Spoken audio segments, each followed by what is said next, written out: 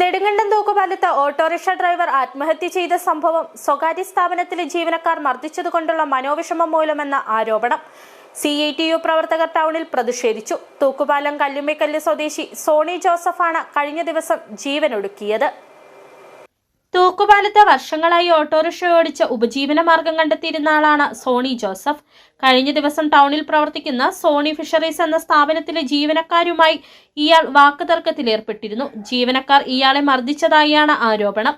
ഇതേ തുടർന്നുണ്ടായ മനോവിഷമത്തെ തുടർന്ന് സോണി രാത്രിയോടെ ജീവനൊടുക്കുകയായിരുന്നുവെന്നാണ് ആരോപണം. സംഭവത്തിൽ സ്വകാര്യ സ്ഥാപനത്തിലെ ജീവനക്കാർക്കെതിരെ നടപടി സ്വീകരിക്കണമെന്നാവശ്യപ്പെട്ടാണ് CITU പ്രവർത്തകർ പ്രതിഷേധം സംഘടിപ്പിച്ചത്. സോണി ഫിഷറീസിലെ തൊഴിലാളികൾ അദ്ദേഹത്തെ മർദ്ദിക്കുകയും മർദ്ദനത്തിൽ മനം നൊന്ത് അദ്ദേഹം സ്വന്തം വീട്ടിൽ ചെന്ന് ആത്മഹത്യ ചെയ്യുകയും ഇന്നലെ സന്ധ്യയോടുകൂടി അദ്ദേഹം മരണമടയുകയും ചെയ്തു. ഇതിനെ തുടർന്ന് തൂക്കുപാലം ഓട്ടോ ടാക്സി ഡ്രൈവേഴ്സ് യൂണിയനും CITU അതുപോലെ തൂക്കുപാലം ലോക്കൽ കമ്മിറ്റിയും ശക്തമായ രീതിയിൽ കൂടെ പ്രതിഷേധിക്കുകയും ഇന്ന് വാഹനങ്ങൾ ഓടിക്കാതിരിക്കുകയും ഇതിനെ കാരണക്കാരായ മുഴുവൻ ആളുകളെയും പോലീസ് നടപടിയെടുത്ത് അവരെ നിയമത്തിന് മുന്നിൽ കൊണ്ടുവരണമെന്ന് തുടർന്ന് നെടുങ്കണ്ടം പോലീസിന്റെ സാന്നിധ്യത്തിൽ പ്രതിഷേധം അവസാനിപ്പിച്ചു. ജീവനക്കാരിൽ നിന്ന് വിവരങ്ങൾ ശേഖരിക്കും പരേതനായ സോണിയുടെ സംസ്കാരം നടന്നു. City vision, Nedumkandam. വനവിസ്തൃതി വർദ്ധിപ്പിക്കുവാൻ ബോധപൂർവം ചില ഏജൻസികൾ പ്രവർത്തിക്കുന്നുവെന്ന് CPI ഇടുക്കി ജില്ലാ സെക്രട്ടറി K. സലിംകുമാർ പറഞ്ഞു. CPI ജില്ലാ സമ്മേളനത്തിന് മുന്നോടിയായി മൂന്നാറിൽ സംഘടിപ്പിച്ച സെമിനാറിൽ വിഷയാവതരണം നടത്തി സംസാരിക്കുകയായിരുന്നു അദ്ദേഹം.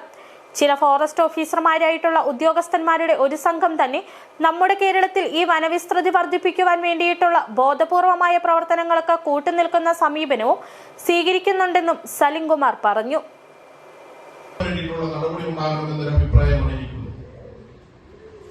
കാരണം തദ്ദേശ സ്വയംഭരണ സ്ഥാപനങ്ങൾക്കും ഈ കാര്യങ്ങളിൽ ഇടപെടുവാനും അത്തരം കാര്യങ്ങൾക്ക് ഫണ്ട് വിനിയോഗിക്കുവാനും എല്ലാം കഴിയുന്ന തരത്തിലുള്ള സമീപനം സ്വീകരിച്ചാൽ ആ മേഖലകളിൽ ചില നിയന്ത്രണങ്ങളൊക്കെ കൊണ്ടുവരുവാൻ വേണ്ടി കഴിയും. വനാതിർത്തിയിൽ തന്നെ 30 ലക്ഷത്തോളം ആളുകൾ വസിക്കുന്നുണ്ട് എന്നാണ് ഫോറസ്റ്റിന്റെ കണക്കുകളിലൂടെ പുറത്തു വരുന്നത്.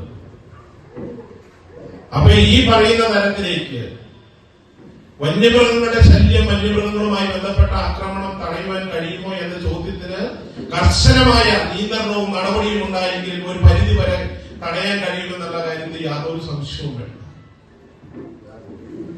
നമ്മുടെ കേരളത്തിലാണെങ്കിൽ വനവിസ്തൃതി വർദ്ധിപ്പിക്കുവാൻ വേണ്ടിയിട്ട് ബോധപൂർവമായിട്ടുള്ള ചില ശ്രമങ്ങൾ നടക്കുന്നതായിട്ടുള്ള ആരോപണം ഉയരുന്നുണ്ട്. പ്രിയപ്പെട്ടവരോട് ഒരു കാര്യം ഞാൻ പറയാൻ, തട്ടിയെടുത്ത് തള്ളിക്കളയേണ്ട ഒരു വാദമല്ലാതെ വനവിസ്തൃതി വർദ്ധിപ്പിക്കുവാൻ വേണ്ടി ബോധപൂർവമായിട്ടുള്ള ചില ഏജൻസികൾ നമ്മുടെ കേരളത്തിൽ പ്രവർത്തിക്കുന്നുണ്ട്. വിശേഷിച്ച് നമ്മുടെ ഇടുക്കി ജില്ല കേന്ദ്രീകരിച്ച് പ്രവർത്തനം നടത്തുന്നുണ്ട്. അത്തരം ആളുകള് ഇത്തരം സംഭവങ്ങളെല്ലാം പെരുപ്പിക്കുവാനും ഇത്തരം സാഹചര്യങ്ങൾ ഉണ്ടാക്കുവാനും ഇടയാവുന്ന സമീപനം സ്വീകരിക്കുന്നുണ്ട്. റിട്ടയർഡ് ചെയ്ത ചില ഫോറസ്റ്റ് ഓഫീസർമാരായിട്ടുള്ള IFSകാരായിട്ടുള്ള ഉദ്യോഗസ്ഥന്മാരുടെ ഒരു സംഘം തന്നെ നമ്മുടെ കേരളത്തിൽ ഈ വനവിസ്തൃതി വർദ്ധിപ്പിക്കുവാൻ വേണ്ടിയിട്ടുള്ള ബോധപൂർവമായ പ്രവർത്തനങ്ങൾക്ക് കൂട്ടുനിൽക്കുന്ന സമീപനവും സ്വീകരിക്കുന്നു.